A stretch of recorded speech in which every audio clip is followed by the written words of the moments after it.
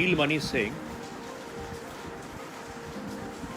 currently working as General Manager Corporate Affairs in Prism Johnson Limited.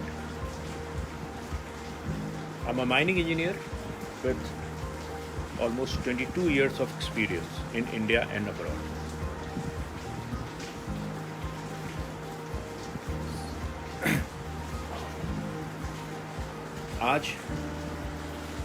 आज हम लोग mining engineering के बारे में बात करेंगे और हिंदी में अगर कंफर्टेबल हैं तो I can speak in Hindi, और इंग्लिश में तो आप बता दें, जैसा भी है मैसेज कर दें अगर हिंदी चाहिए या इंग्लिश चाहिए। तो चलिए हम लोग स्टार्ट करते हैं माइनिंग के बारे में। और आवाज़ अगर नहीं आ रही है तो प्लीज़ मैसेज कर दें मुझे। ओके, सबसे पहला मैं अपने बारे में 1 मिनट टाइम लूँगा। मैंने इंडियन स्कूल ऑफ माइंस, जो कि अब IIT ISM धनबाद है, वहाँ से 98 में माइनिंग इंजीनियरिंग में बीटेक किया था।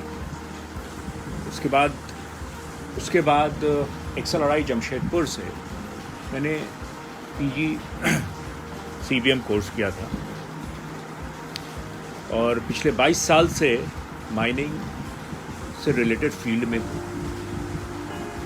इंडिया में भी काफ़ी साल काम किया है और अफ्रीका में भी काफ़ी साल काम किया है। मैंने जिंदल ग्रुप के साथ, जिंदल में JSPL और JSW दोनों को मैंने हेड किया है, और मित्तल के साथ मैंने काम किया है। अभी प्रिज्म जॉनसन के साथ काम कर रहा हूँ, जो कि सीमेंट बनाती है। उनके पास लाइमस्टोन्स के माइंस हैं और साथ में टाइल्स की भी कंपनी है उनकी, जॉनसन। अब हम लोग बात करेंगे माइनिंग के बारे में। माइनिंग है क्या?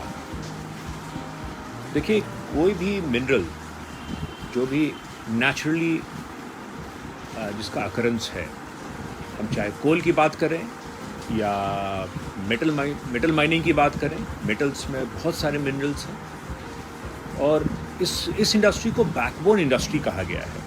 इसलिए बैकबोन इंडस्ट्री कहते हैं। अगर आप देख लें, अगर आपको पावर प्लांट के लिए आपको कोल चाहिए, कोल कहाँ से आएगा? वो भी माइनिंग से आएगा। अगर आपको स्टील के लिए चाहिए, स्टील के लिए आयरन ओर कहाँ से आएगा? वो भी माइन से ही आएगा। आपको सीमेंट बनाना है तो आपको लाइमस्टोन चाहिए, वो कहाँ से आएगा? माइन से आएगा।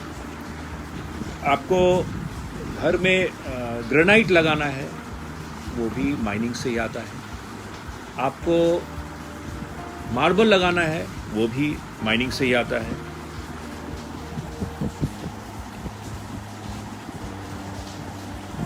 ओके, तो माइनिंग, सबसे पहले माइनिंग इंजीनियरिंग क्यों करना है किसी को? माइनिंग इंजीनियरिंग ये बहुत ज़रूरी है। कोई भी करियर आप चूज़ करते हैं तो उसके बारे में जानना बहुत ज़रूरी है कि आप वो करियर क्यों चूज़ करते हैं। बहुत सारे करियर हैं, तो कभी भी करियर में ये नहीं होना चाहिए कि कुछ करने को नहीं है इसलिए मैंने ये काम कर लिया। आप वो काम तभी करें जब उस काम में इंटरेस्ट हो, और उस काम के बारे में इन एंड आउट आपको मालूम होना चाहिए कि माइनिंग क्यों करना है। बहुत सारे लोग ऐसे हैं कि चलो आज अपॉर्चुनिटी है कंप्यूटर में, इंटरेस्ट हो ना हो कंप्यूटर कर लिया, वो आगे चल के आपको प्रॉब्लम आएगी। माइनिंग आप तभी जाएं जब माइनिंग में इंटरेस्ट हो। और माइनिंग बहुत ही वास्ट फील्ड है। माइनिंग, देखिए, अगर किसी भी कंट्री को अगर ग्रो करना है, चाहे वो इंफ्रास्ट्रक्चर हो, इंफ्रास्ट्रक्चर के लिए क्या चाहिए? आपको सीमेंट चाहिए, स्टील चाहिए। आपको ये सब कहाँ से आएगा? माइन से ही आएगा। आपको इलेक्ट्रिसिटी चाहिए, तो आज भी इंडिया जैसी कंट्री जो है वो डिपेंडेंट है कोल बेस्ड पावर प्लांट पे। आज भी हमारे पास हाइडल या न्यूक्लियर एनर्जी से बेस्ड जो प्लांट्स हैं वो कम है as compare to coal based plant. तो अगर माइनिंग इंडस्ट्री अगर ग्रो नहीं किया तो आप समझ सकते हैं कि आप ये किसी भी कंट्री के लिए उसके इकॉनमी को ग्रो करना, मैन्युफैक्चरिंग को ग्रो करना, इंफ्रास्ट्रक्चर को ग्रो करना मुश्किल होगा। और बहुत ही इंटरेस्टिंग फील्ड है ऑब्वियसली थोड़ा टफ फील्ड है, लेकिन ऐसा फील्ड है जहाँ पे अगर आपको इंटरेस्ट है तो जॉब सेटिस्फैक्शन भी है कि आप एक कंट्री के डेवलपमेंट के लिए आप बहुत कुछ कंट्रीब्यूट करते हैं। प्लीज़ मैसेज भेजेंगे अगर कहीं भी कोई कन्फ्यूजन हो या आवाज़ नहीं आ रही हो, या आपके जो भी क्वेश्चंस होंगे लास्ट में टाइम दूंगा मैं, आप क्वेश्चंस पूछने के लिए आप मैसेज कर सकते हैं। अभी कोई भी चीज़ और जानना चाहते हैं तो वो आप पूछ लें, कुछ भी प्रॉब्लम हो तो प्लीज़ बीच में मैसेज करते रहें। देखिए माइनिंग कितने ढंग की माइनिंग होती है। ब्रॉडली अगर हम ब्रॉडली बात करें तो ओपन कास्ट, मैं बहुत ज़्यादा डिटेल्स में नहीं जाऊंगा, मैं ओपन कास्ट और अंडरग्राउंड अभी मैं फ़िलहाल इन दो माइंस के बारे में बात करूंगा। अंडरग्राउंड माइनिंग क्या है? अगर सपोज़ कोई मिनरल बहुत ही ज़्यादा डेप्थ पे है तो हम प्रेफर करते हैं अंडरग्राउंड माइनिंग, ताकि वो इकोनॉमिकली वाइबल हो। और कोई अगर शैलो डेप्थ पे है तो हम प्रेफर करते हैं open cast mining. Open cast mining में हम क्या करते हैं? सबसे पहले हम ओवरबर्डन निकालते हैं। ओवरबर्डन किसको कहते हैं? ओवरबर्डन वो इम्प्योरिटीज़ है जो हमारे मिनरल्स के ऊपर है, चाहे वो क्ले हो या वो मड हो या सैंडस्टोन हो, जिसकी ज़रूरत नहीं है। एक कोल तक पहुंचने के लिए क्या होता है कि उसके ऊपर बहुत सारे इम्प्योरिटीज़ हैं, अनवांटेड मटेरियल्स हैं, जिसको हम पहले निकालते हैं बाहर, उसको ओवरबर्डन रिमूव करते हैं, फिर हम मिनरल तक पहुंचते हैं। तब जा करके हम मिनरल का एक्सट्रैक्शन करते हैं। मिनरल निकाला, मिनरल के बाद फिर से ओवरबर्डन मिलेगा मुझे, फिर उसको निकाला, फिर मिनरल पे पहुँचे। क्योंकि जैसे कोल की बात करेंगे तो कोल कई एक सीम में होता है। पता चला कि एक जगह पे 7 सीम है, इसका मतलब है एक बैंड कोल का आया, फिर इम्प्योरिटीज़ है, ओवरबर्डन है, फिर कोल है, फिर ओवरबर्डन है, फिर कोल है। तो वहाँ पे 2 सीम मिल सकता है, 5 सीम मिल सकता है, 7 सीम मिल सकता है। तो हम सबसे पहले इम्प्योरिटीज़ को हटाते हैं और हम कोल को एक्सट्रैक्ट करते हैं। ओपन कास्ट माइनिंग बहुत ही सिंपल माइनिंग कहते हैं इसको। उसमें हम कुछ नहीं करते हैं, सिर्फ शॉवल और डंपर यूज़ करते हैं। जो मशीनरी यूज़ किया जाता है शॉवल और डंपर, और हम ब्लास्ट करते हैं। अगर मटेरियल बहुत हार्ड मटेरियल है तो हम ब्लास्टिंग करते हैं। एक्सप्लोसिव डाला, अलग अलग पैटर्न है कि किस पैटर्न पे हम ब्लास्ट करेंगे, ज़्यादा डिटेल्स अभी नहीं बताने की ज़रूरत है। हम हमने ब्लास्ट किया, ब्लास्ट करने के बाद मटेरियल लूज़ हुआ, उसके बाद हमने शॉवल लगाया। शॉवल में एक बकेट होता है जिससे हम मिनरल्स को उठाते हैं और डंपर में लोड करते हैं, और वो कोल या जो भी मिनरल है उसको हम ट्रांसपोर्ट करते हैं। जैसे कोल में वहाँ से निकलने के बाद हम उसको वॉशरीज़ में भेजते हैं, जहाँ पे इम्प्योरिटीज़ को हम अलग करते हैं और आपको एक रिफाइंड कोल मिलता है। अब हम कोल की बात करें अगर, तो कई एक टाइप्स का कोल होता है। इसमें हम एंथ्रासाइट है, बिटुमिनस है, सब बिटुमिनस है, लिग्नाइट है। एंथ्रासाइट बहुत हार्ड, ब्रिटल और फिक्स्ड कार्बन इसमें की परसेंटेज बहुत ज़्यादा होती है। इसमें वोलेटाइल मैटर का परसेंटेज काफ़ी लो होता है, और बेस्ट क्वालिटी कोल उसको एंथ्रासाइट कहते हैं। दूसरा बिटुमिनस कोल है, जो कि इसकी हीटिंग वैल्यू काफ़ी हाई होती है और इलेक्ट्रिसिटी जनरेशन में इसको यूज़ करते हैं बिटुमिनस को। तीसरा है सब बिटुमिनस, इसकी भी हीटिंग वैल्यू लिग्नाइट से ज़्यादा होती है लेकिन बिटुमिनस से कम होती है। लिग्नाइट ये least carbon content low grade coal कहते हैं इसको, लिग्नाइट को। अब जब हम कोल एक्सट्रैक्ट करते हैं तो मुझे या तो कोकिंग कोल मिलेगा या थर्मल कोल मिलेगा। कोकिंग कोल क्या है? जिसको हम मेटलर्जिकल कोल भी कहते हैं, जिसको हम यूज़ करते हैं स्टील मेकिंग में यूज़ करते हैं, और कई एक जगह यूज़ है उसका। कोकिंग कोल को हम पहले कोक में कन्वर्ट करते हैं। कोक के बारे में आप जानते होंगे coal is nothing but high grade, it contains high grade coke, it contains high percentage of carbon और इसको हम हीट करते हैं in the absence of air, तो कोक बनता है। उसको हम स्टील मेकिंग में यूज़ करते हैं। तो कॉस्ट वाइज कोकिंग कोल की वैल्यू काफ़ी हाई होती है as compare to thermal coal. Thermal coal को यूज़ करते हैं हम पावर प्लांट में, कोकिंग कोल को यूज़ करते हैं स्टील में। आप ये डिफरेंस समझ लें। और इसमें कैलोरीफिक वैल्यू है। कैलोरीफिक वैल्यू क्या है? इसका यूनिट होता है किलो कैलोरी पर केजी। मतलब आप 1 केजी कोल को बर्न करेंगे तो कितना हीट जनरेट होगा, कितना किलो कैलोरी। तो जितना ज़्यादा उसका कैलोरीफिक वैल्यू है उतना ज़्यादा उसका प्राइस होगा। इसका मतलब है उतना ज़्यादा हीट जनरेट होगा। प्लीज़ कोई मैसेज करें। आपकी तरफ से कोई मैसेज नहीं आ रहा है। मेरे ख्याल से सब कुछ क्लियर है। अगर क्लियर नहीं है तो प्लीज़ मैसेज करें, और क्लियर है तो भी प्लीज़ मैसेज करें। Everything is okay? Okay, is it okay now? Harshal ji, is it okay now?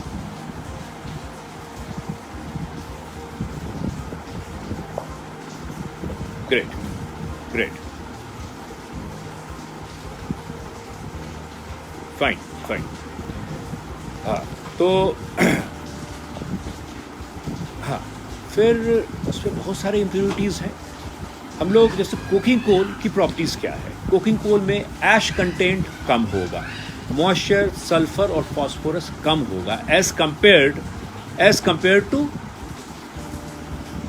Thermal कोल। अब 2 मिनट में कोल पे बात कर लूँ। मैंने काफ़ी साल कोल में भी काम किया है। कोल तकरीबन हमारा जो रिक्वायरमेंट है कोल का इंडिया में, ईयरली रिक्वायरमेंट जो कोल का है वो करीब 1 बिलियन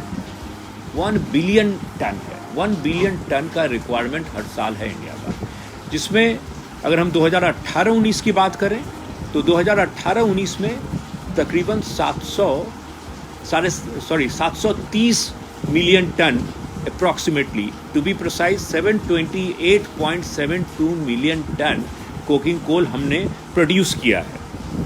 हमने प्रोड्यूस किया है 728.72 million ton of coal, not coking coal, total coal, जिसमें कोल इंडिया लिमिटेड ने 606.89 मिलियन टन कोल इंडिया का प्रोडक्शन है।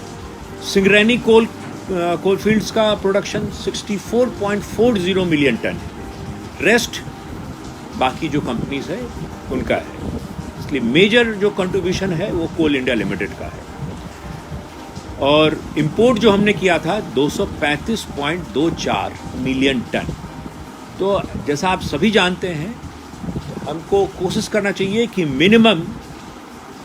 मिनिमम इंपोर्ट होना चाहिए किसी भी इकॉनमी के लिए।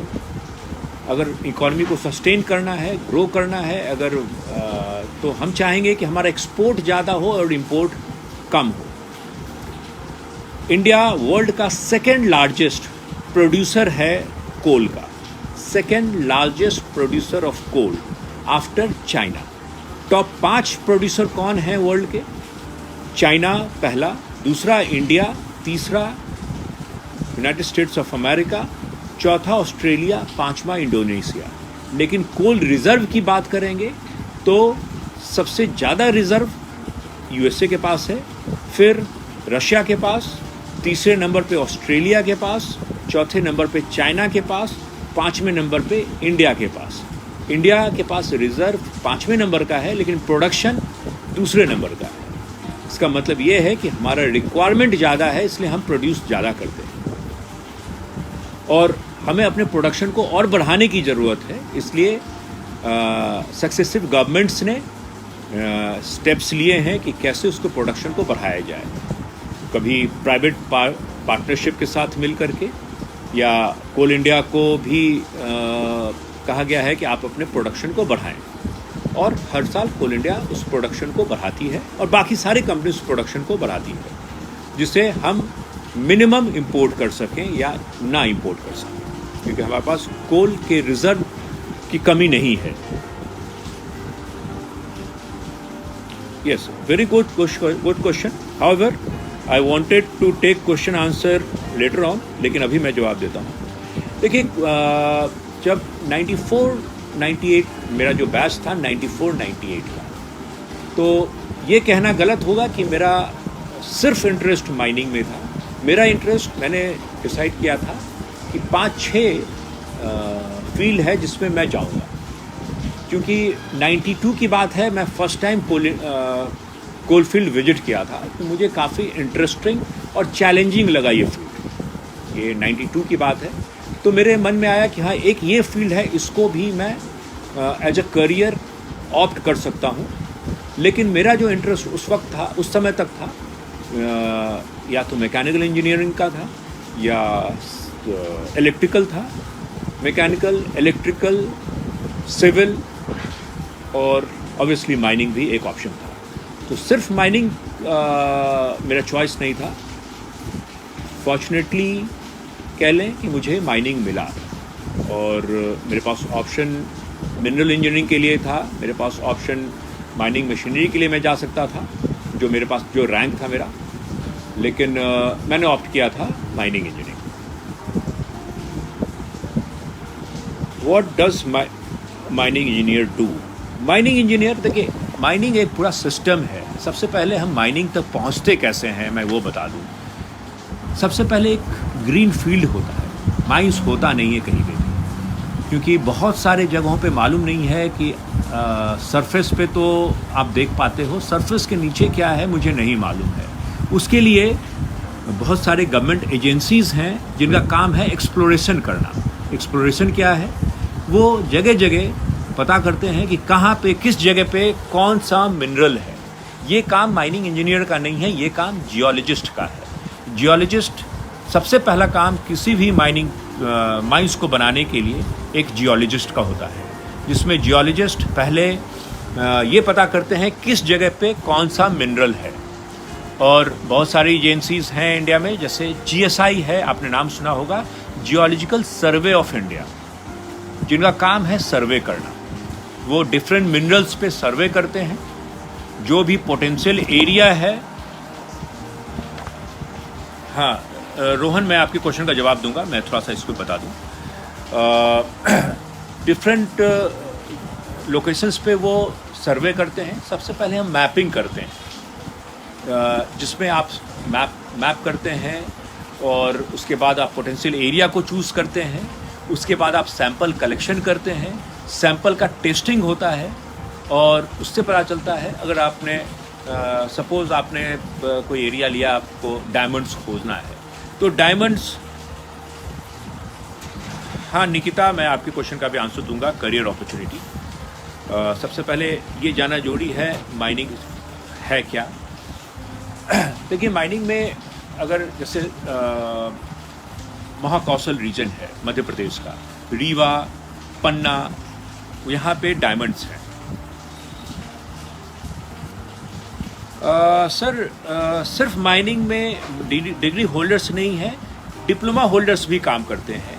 और कोई भी डिप्लोमा होल्डर अगर उसने अंडरग्राउंड में या ओपन कास्ट में काम कर लिया है, और उसने अगर सबसे पहले उसको अंडरग्राउंड में काम करने के बाद सेकंड क्लास मैनेजर सर्टिफिकेट लेना होगा, वो एक माइनिंग इंजीनियर भी ले सकता है, वो एक फोरमैन भी ले सकता है, वो एक डिप्लोमा होल्डर भी ले सकता है, वो एक जियोलॉजिस्ट भी ले सकता है, प्रोवाइडेड उसके पास एक्सपीरियंस होना चाहिए।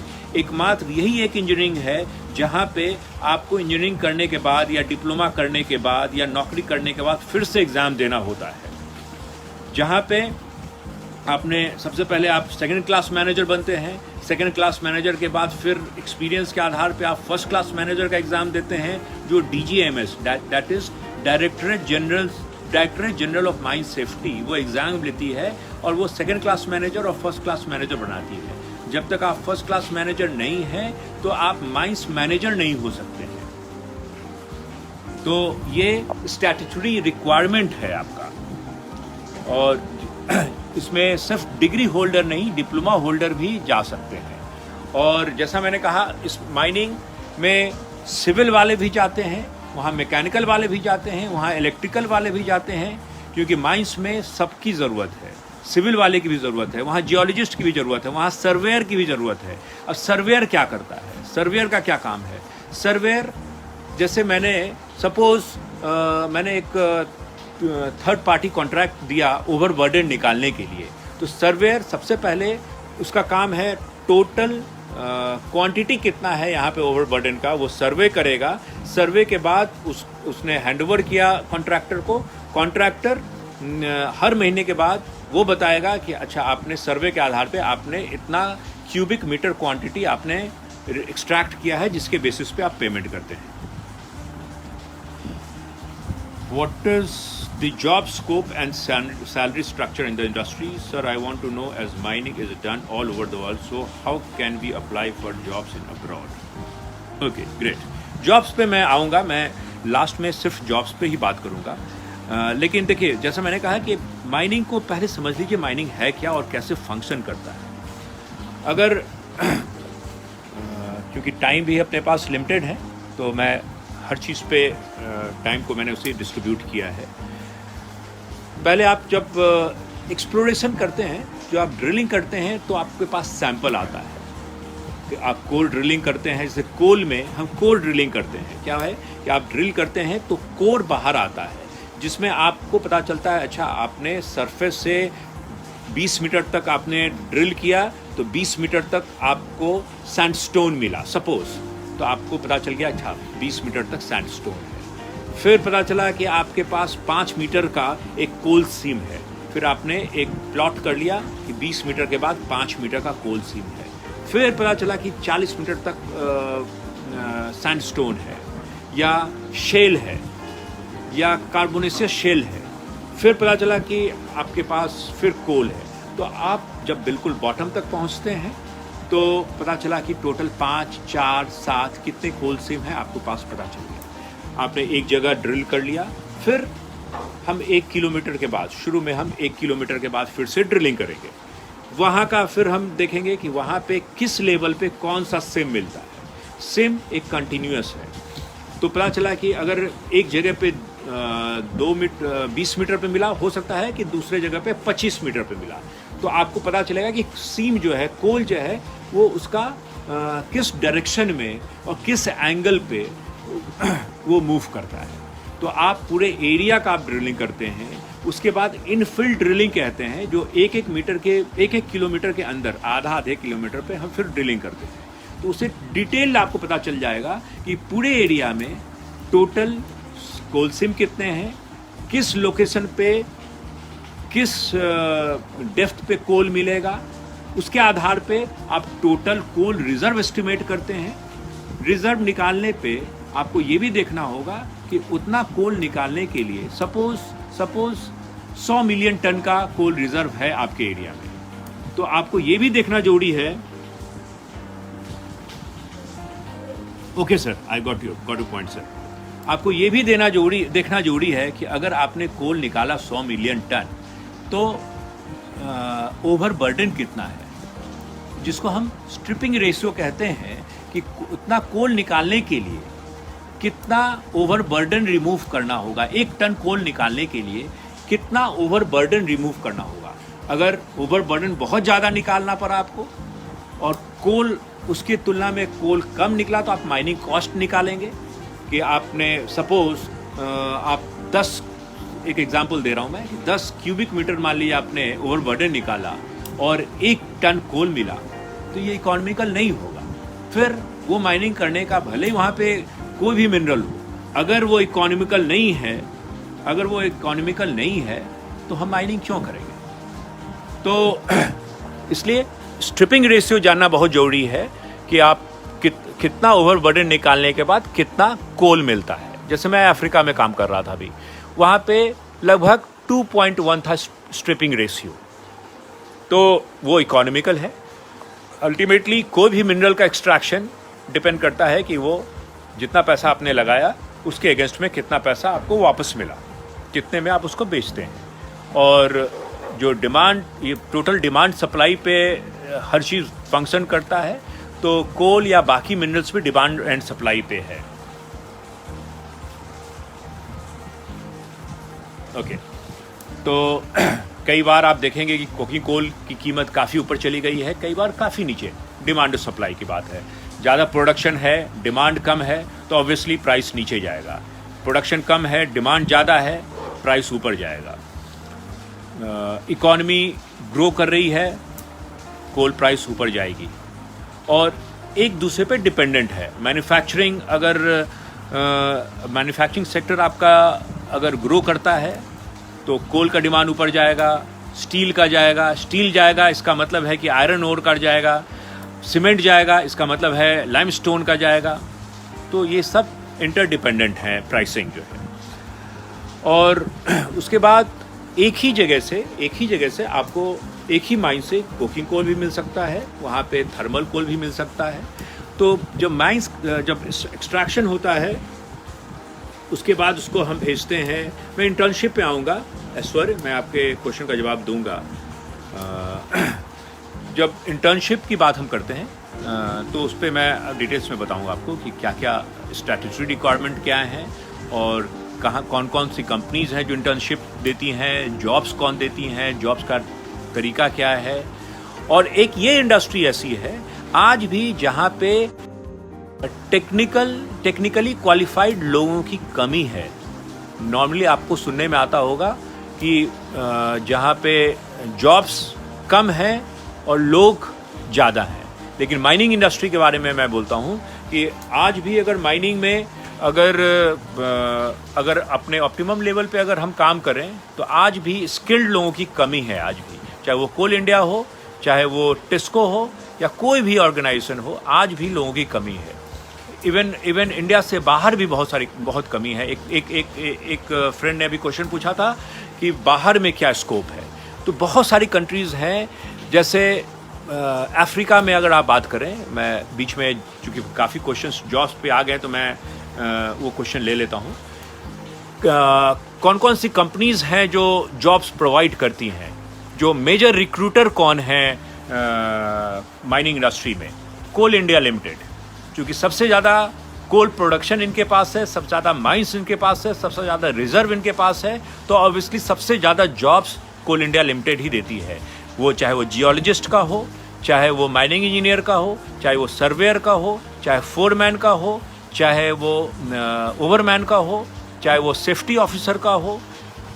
और जैसा मैंने कहा कि बाकी अलाइड एक्टिविटीज़ हैं। अलाइड एक्टिविटीज़ वो हैं जैसे इलेक्ट्रिकल इंजीनियर्स हैं, उनकी भी रिक्वायरमेंट है। हर साल कोल इंडिया रिक्रूट करती है, कभी कैंपस प्लेसमेंट के थ्रू रिक्रूट करती है, कभी वो गेट के थ्रू रिक्रूट करती है, पहले वो अपना ओपन एग्ज़ाम लेके भी रिक्रूट करती थी।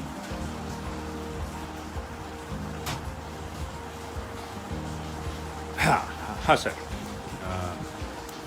जैसा आप सभी जानते होंगे कि अगर माइनिंग इंजीनियरिंग की बात करें तो सबसे अच्छा कॉलेज अगर कहा जाए तो इवन आई फील प्राउड कि I am a pass out of Indian school of mines, जिसको royal school of mines London के पैटर्न पे खोला गया था 1926 में। 1926 में इसको खोला गया था royal school of mines London के पैटर्न पे। और आज भी आपको जानकर खुशी होगी कि एक ऐसा माइनिंग इंस्टीट्यूट है जो स्पेशलाइज्ड माइनिंग इंस्टीट्यूट है, जो कि वर्ल्ड रैंकिंग इसकी अगर अंडर ग्रेजुएट कोर्स की बात करेंगे तो टॉप 3 में ये हमेशा रहा है। चाहे वो कभी Colorado school of mines number 1 रहा है, कभी royal school of mines number 1 रहा है, लेकिन नंबर 2, नंबर 3 पोजीशन पे वर्ल्ड की बात करें तो इंडियन स्कूल ऑफ माइंस रहा है, जिसको अब IIT ISM धनबाद कहते हैं। और एशिया में ये नंबर 1 है, ऑब्वियसली इंडिया में नंबर 1 तो है ही। इसमें क्वालिफाई करने के लिए JEE देना होगा, JEE मेंस और एडवांस।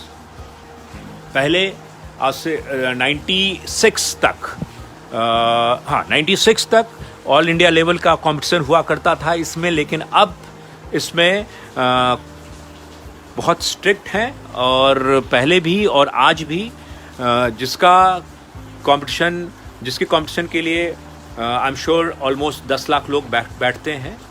और हमारे टाइम पे 307 लोगों का सिलेक्शन हुआ था जब ISM अलग एग्ज़ाम लेती थी, और आज के दिन में इनका इनटेक ऑलमोस्ट 1000 लोगों का हर साल ये लेती है, क्योंकि बहुत सारे कोर्सेज हैं यहाँ पे। हाँ सर। अंचल, I will answer your question. हाँ, मेडिकल फिटनेस ऑब्वियसली जरूरी है. अगर आप ये चेक किया जाता है कि कलर ब्लाइंड ना हो, क्योंकि कलर ब्लाइंड हो तो दिक्कत होती है. वो एक इस चीज़ का ध्यान रखा जाता है. बहुत सारी कंपनी एम्प्लॉय नहीं करती है, लेकिन अगर आपको ऑफिस जॉब दिया जाता है तो उसमें कोई दिक्कत नहीं है. और आप लंग्स का प्रॉब्लम होता है इस फील्ड में, क्योंकि डस्ट की प्रॉब्लम होती है, खास करके लाइमस्टोन में अगर आप काम करते हैं और या कोल में भी काम करते हैं. या coal extraction generate job creation in long run. Of course आप जितना कोल प्रोड्यूस करेंगे, जितना ज़्यादा माइंस ऑपरेट करेंगे, उतना ज़्यादा जॉब जनरेट करेंगे आप.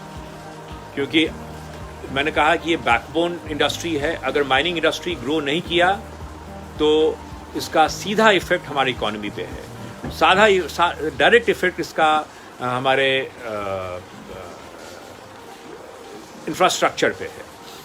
और मैं 1 मिनट क्वेश्चन देख लूँ. पहला कॉलेज की बात करें तो इंडियन स्कूल ऑफ माइंस या कह लें IIT ISM धनबाद नंबर 1 पे है. उसके बाद IIT खड़गपुर है, IIT BHU है, NIT नागपुर है, Visvesvaraya institute of national institute of technology Nagpur, वो भी बहुत अच्छा कॉलेज है. Scope of jobs for girls in field मैं बताता हूँ. उसके अलावा सूरतकल है, NIT सूरतकल है, BIT सिंदरी है झारखंड में, वो भी अच्छा कॉलेज है माइनिंग के लिए. उसके बाद जोधपुर इंजीनियरिंग कॉलेज है. मैं पहले गवर्नमेंट कॉलेजेस की बात कर लूँ, फिर मैं प्राइवेट कॉलेज के बारे में भी बताऊंगा, क्योंकि मैं हमेशा सजेस्ट करता हूँ लोगों को और प्रेफर करता हूँ गवर्नमेंट कॉलेज को, क्योंकि ऑब्वियसली एक तो फीस कम है वहाँ पे, दूसरा इंफ्रास्ट्रक्चर गवर्नमेंट कॉलेज का ज़्यादा अच्छा होता है. टीचिंग फैकल्टी, इसका मतलब ये नहीं है कि प्राइवेट में नहीं है, लेकिन मैं अपना बता रहा हूँ कि मेरा अपना ये मानना है कि गवर्नमेंट कॉलेज को ही टारगेट करना चाहिए, क्योंकि वहाँ आपको सीखने को बहुत कुछ मिलता है और फीस भी as compare to private college कम है. और जैसा मैंने कहा कि टॉप कॉलेज की बात करेंगे तो टॉप में जितने भी कॉलेज हैं माइनिंग के लिए सारे गवर्नमेंट कॉलेजेस हैं. उसके अलावा चंद्रपुर में माइनिंग इंजीनियरिंग का कॉलेज है, प्राइवेट कॉलेज है, अच्छा कॉलेज है. उसके बाद एक बाबा रामदेव है, वो एक कॉलेज है महाराष्ट्र में. और भी बहुत सारे कॉलेज हैं महाराष्ट्र में, नागपुर के आसपास या चंद्रपुर के आसपास, जो माइनिंग इंजीनियरिंग कोर्स प्रोवाइड करते हैं. माइनिंग एक समय, अगर हम अपने टाइम की बात करें, जो उस वक्त 300 लोग हर साल माइनिंग इंजीनियर निकलते थे. आप समझ सकते हैं 300 लोग इंडिया जैसे कंट्री के लिए बहुत ही कम था और जॉब्स ज़्यादा थे. गर्ल्स को भी अलाउ कर दिया गया है माइनिंग में जॉब करने के लिए. पहले माइनिंग इंजीनियरिंग के लिए गर्ल्स का सिलेक्शन नहीं होता था. हमारे टाइम पे girls were not allowed to study mining engineering. वो माइनिंग और माइनिंग मशीनरी उनके लिए नहीं था, उनके लिए मिनरल और पेट्रोलियम इंजीनियरिंग था, उनके लिए माइनिंग नहीं था. लेकिन आज के दिन में गवर्नमेंट ने अलाउ कर दिया है, आज वो माइनिंग इंजीनियरिंग कर सकती हैं. वो अंडरग्राउंड कोल माइनिंग, अब कोल पे मैंने बहुत बात कर लिया, तो मैं बाकी मिनरल्स पे बात करूं. और भी बहुत सारे इंटरेस्टिंग मिनरल्स हैं. अब मैं अगर आप बात करूं अब डायमंड्स पे, देखिए डायमंड इंडिया में जो वर्किंग कोल माइंस है डायमंड का, वो है पन्ना, जो कि NMDC का माइंस है. NMDC एक PSU है, सेंट्रल PSU है, जिसका नाम है नेशनल मिनरल डेवलपमेंट कॉरपोरेशन. इनके पास पन्ना में, मध्य प्रदेश में एक डायमंड माइंस है. डायमंड आप सभी जानते होंगे, सभी स्टूडेंट्स हैं, अच्छे स्टूडेंट्स हैं. Diamond is nothing but a form of carbon. इसको क्रिस्टलाइन फॉर्म कहते हैं कार्बन का.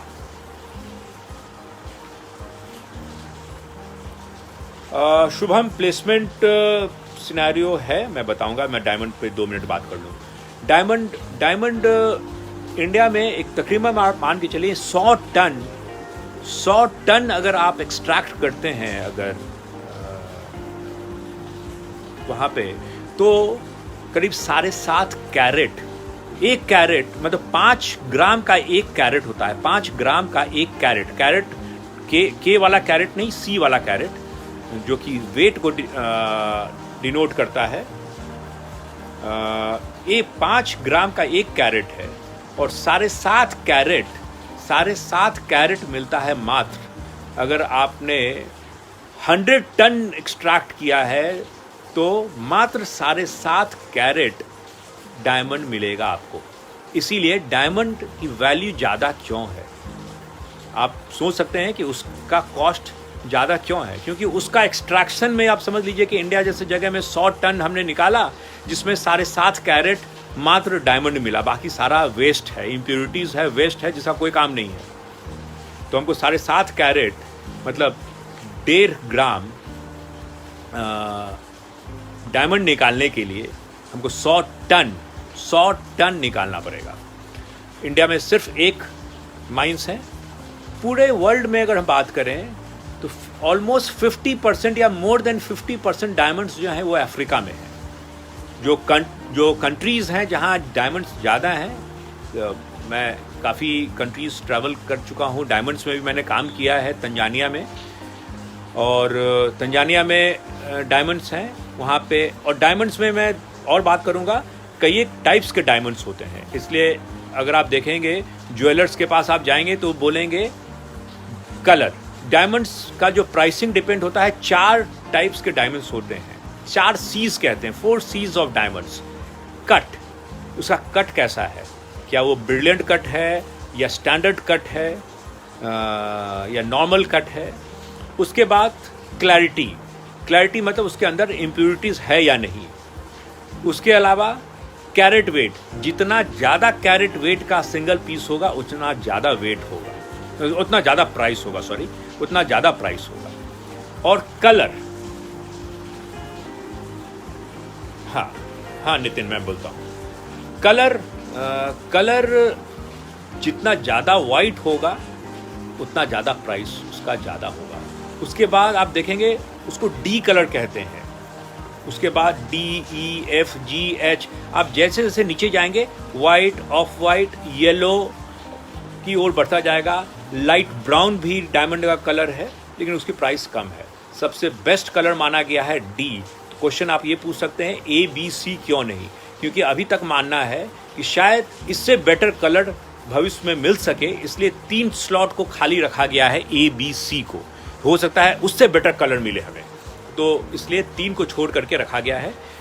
फ्लॉलेस डायमंड नॉर्मली नहीं मिलता है दुनिया में, बहुत कम है, रेयर है फ्लॉलेस डायमंड।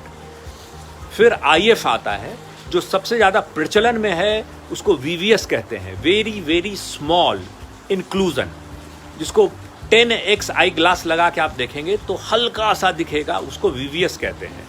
उसके बाद VS है, फिर SI है। तो ऐसे ही आपका ग्रेड नीचे जाता है। और कुछ फैंसी डायमंड्स हैं जिसका कोई प्राइस नहीं होता है, वो ऑक्शन पे मिलता है, बहुत ही हाई प्राइस है। जैसे पिंक डायमंड का आपने नाम सुना होगा।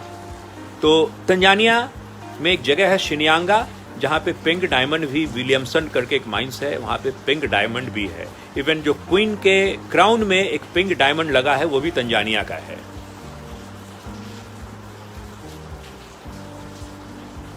हाँ शुभम, मैं बताता हूँ, जेमस्टोन्स पे भी बात करूँगा।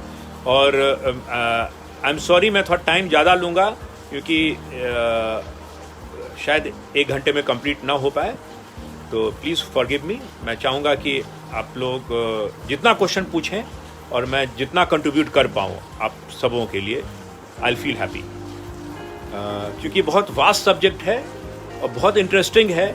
करियर को भी बताना है, स्कोप को भी बताना है, आपको इंटरेस्ट भी जगाना है उसमें, तो टाइम चाहिए होगा थोड़ा। I hope you will not mind. तो डायमंड्स में अफ्रीका का जो ईल्ड है, ईल्ड कहते हैं जो मुझे फाइनल प्रोडक्ट मिलता है उसको, अगर हम 100 टन्स एक्सट्रैक्ट करते हैं अफ्रीका में, तो कई जगह पे 20 कैरेट तक, 25 कैरेट, 30 कैरेट तक, लोग क्लेम तो 40 कैरेट्स तक करते हैं अफ्रीका में, लेकिन मेरा मानना है 20-25 कैरेट आराम से वहाँ पे ईल्ड मिलता है डायमंड्स का। तो पूरी दुनिया में मोर देन 50% डायमंड्स जो हैं वो अफ्रीका से आता है। और कंट्रीज़ कौन कौन से हैं डायमंड्स की, आपने एक शायद फिल्म देखा होगा, ब्लड डायमंड। वो पूरी स्टोरी ट्रू स्टोरी है, और वो है सियरा लियोन की स्टोरी है, जो वेस्ट अफ्रीका में है, जिसको बहुत सुंदर कंट्री है, उसको कहा जाता है स्विट्ज़रलैंड ऑफ अफ्रीका। बहुत सुंदर जगह है, वहाँ पे काफ़ी अच्छा डायमंड्स हैं वेस्ट अफ्रीका में। डिस्टर्ब है कंट्री, लेकिन काफ़ी कंपनीज़ हैं जो वहाँ पे डायमंड एक्सट्रैक्शन में है। उसके अलावा गिनी एक कंट्री है वेस्ट अफ्रीका में, वहाँ पे डायमंड्स अच्छे हैं।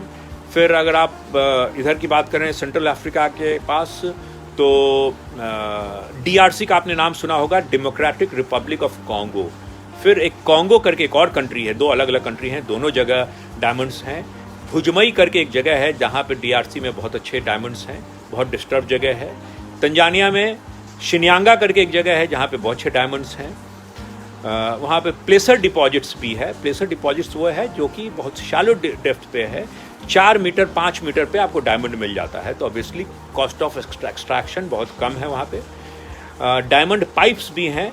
देखिए डायमंड्स जो उसका जो फॉर्मेशन होता है, पहले ये बता दूँ, बहुत ही हाई टेम्परेचर पे और हाई प्रेशर पे उसका फॉर्मेशन होता है, और काफ़ी डेप्थ पे होता है, जहाँ पे डायमंड का एक्सट्रैक्शन इम्पॉसिबल है, क्योंकि वो पॉसिबल नहीं है, इतना किलोमीटर नीचे होता है कि आप एक्सट्रैक्ट नहीं कर सकते हैं। तो उसका एक्सट्रैक्शन होता कैसे है, जब भी डिस्टर्ब जोन्स हैं, जो भी फ्रैक्चर्ड जोन्स हैं, जहाँ भी इरप्शंस हुआ हो, जहाँ पे वोल्केनोज हो, वहाँ पे डायमंड्स मिलने का चांस ज़्यादा है। कि जब भी इरप्शंस हुआ तो वो डायमंड ऊपर आया और वहाँ से आप एक्सट्रैक्ट करते हैं उसको। अगर आपको कोई कहे कि 10 किलोमीटर 20 किलोमीटर जाके कोई डायमंड एक्सट्रैक्ट करें, तो वो इकोनॉमिकली फीजिबल नहीं होगा और उसका माइनिंग भी पॉसिबल नहीं होगा। तो इरप्शंस के साथ वो ऊपर आता है जहाँ पे आप उसका एक्सट्रैक्शन करते हैं। इंडिया में कई एक जगह पे डायमंड एक्सप्लोरेशन का काम चल रहा है। जैसे रिलायंस ने अच्छा काम किया है रीवा के क्षेत्र में। रीवा एक जगह है मध्य प्रदेश में, वहाँ पे उनके पास 2 ब्लॉक्स हैं डायमंड्स के, उन्होंने प्रोस्पेक्टिंग कर लिया था। और भी बहुत कंपनीज़ हैं, जैसे एक बिरला ग्रुप की कंपनी, आदित्य बिरला ग्रुप की कंपनी है, उनको एक पन्ना के पास जो बंदर प्रोजेक्ट था पहले रियो टिंटो के पास, अब उनको मिला है। अब वो वहाँ माइनिंग स्टार्ट करेंगे। इंडिया में काफ़ी स्कोप है डायमंड्स पे, और अब उसके एक्सप्लोरेशन पे तेज़ी आ रही है, और उम्मीद करते हैं आगे चल के यहाँ पे भी कई एक डायमंड कंपनीज़ होंगी। तो देखिए प्राइसिंग इसलिए भी ज़्यादा है क्योंकि ये रेयर है। ऐसा नहीं है कि उसमें और डायमंड शाइन क्यों करता है, कभी आपने ये सोचा है कि डायमंड शाइन क्यों करता है? और एक मिसकंसेप्शन है कि जिस भी डायमंड में रेनबो बना वो महंगा डायमंड है और अच्छा डायमंड है। नहीं, आप कभी भी डायमंड खरीदें तो ये ध्यान रखेंगे कि जिस भी डायमंड में अगर रेनबो दिख रहा हो तो वो ख़राब डायमंड है। कि रेनबो क्यों बनता है, आप सभी फिजिक्स पढ़े होंगे आप, तो आपने डिस्पर्सन ऑफ लाइट पढ़ा होगा। जो विबग्योर कहते हैं, जो लाइट्स के जो 7 कंस्टिट्यूएंट कलर्स हैं, तो वो अगर आपको दिख रहा है तो कहीं ना कहीं डायमंड में क्रैक है। तो वो जिसको अगर हम देसी भाषा में बोलें अबरखी कहते हैं। कहीं अगर अबरखी या उसमें इंद्रधनुष और रेनबो अगर बन रहा हो तो अच्छा डायमंड नहीं कहते हैं, कहीं ना कहीं उसमें इम्प्योरिटीज़ है। और आपने सुना होगा कि डायमंड को चाट लेने से लोग मर जाते हैं, ये मिसकंसेप्शन है। ऐसा कुछ नहीं होता है। डायमंड जहरीला नहीं होता है, कहीं से भी जहरीला नहीं होता है डायमंड, इसलिए डायमंड चाटने से कोई भी आदमी नहीं मरता है। वो पता नहीं ये फिल्म में क्यों दिखाया जाता है। तो डायमंड कहीं से पॉइजनस नहीं है। Diamond is hardest material. Diamond को सिर्फ डायमंड काट सकता है। आप लोहे से भी स्क्रैच करेंगे डायमंड के ऊपर तो वो स्क्रैच नहीं होगा, क्योंकि हार्डेस्ट है। अच्छा, एक चीज और बताना चाहूंगा, हार्डेस्ट और टफेस्ट में अंतर है। आई एम श्योर आप सब समझते होंगे टफेस्ट और हार्डेस्ट में क्या अंतर है। हार्डेस्ट है उस पर स्क्रैच, आप किसी भी चीज से स्क्रैच कर लीजिए, लोहा भी डायमंड को नहीं काट सकता है। इसलिए डायमंड कटिंग में डायमंड को ही यूज कर सकते हैं, हीरा ही हीरा को काटता है। आपने सुना होगा, एक कहावत है। मोर स्केल ऑफ हार्डनेस में डायमंड का हार्डनेस को 10 रखा गया है। 1 to 10 के स्केल पे डायमंड को 10 रखा गया है। हार्डेस्ट नोन कुछ है तो वो है डायमंड। ओके, तो डायमंड्स के बारे में मैंने आपको बताया। और रशिया भी डायमंड्स के लिए जाना जाता है, ऑस्ट्रेलिया में भी डायमंड्स हैं, और लैटिन अमेरिका की बात करें तो वेनेजुएला में भी काफ़ी डायमंड्स हैं। और जो सबसे बड़ी कंपनी डायमंड्स की है वो है डी बीयर्स, जो माइनिंग में है। और अफ्रीका में भी एक जगह है नमीबिया, वहाँ पे काफ़ी अच्छे डायमंड्स हैं। Botswana is known for diamonds, उनकी पूरी इकोनॉमी जो है उस कंट्री की वो डायमंड बेस्ड है। South Africa again known for diamonds. Kimberley करके एक जगह है अफ्रीका में, साउथ अफ्रीका में, जिसके नाम पे किम्बर्ली सर्टिफिकेट कहा जाता है। कोई भी आदमी डायमंड को नहीं बेच सकता है जब तक उसके पास किम्बर्ली सर्टिफिकेट ना हो। तो वो डायमंड ब्लड डायमंड है या नहीं है, अगर किम्बर्ली सर्टिफिकेट है तो ब्लड डायमंड नहीं है। और अगर किम्बर्ली सर्टिफिकेट है इसका मतलब ब्लड डायमंड नहीं है। किम्बर्ली सर्टिफिकेट नहीं है तो ब्लड डायमंड है या इलीगल डायमंड है।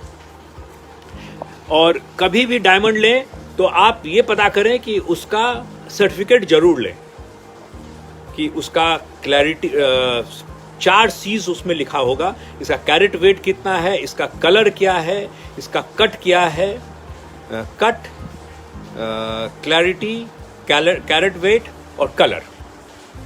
तो ये सर्टिफिकेट जरूर दें, जो कि एक IGI है वो सर्टिफिकेट देती है, इंडियन डायमंड इंस्टीट्यूट है सूरत में वो सर्टिफिकेट देती है।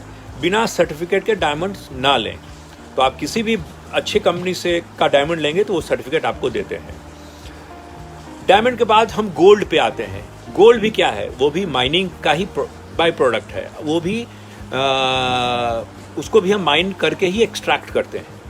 इंडिया में 2 working gold mines, diamond mines, gold mines हुआ करता था।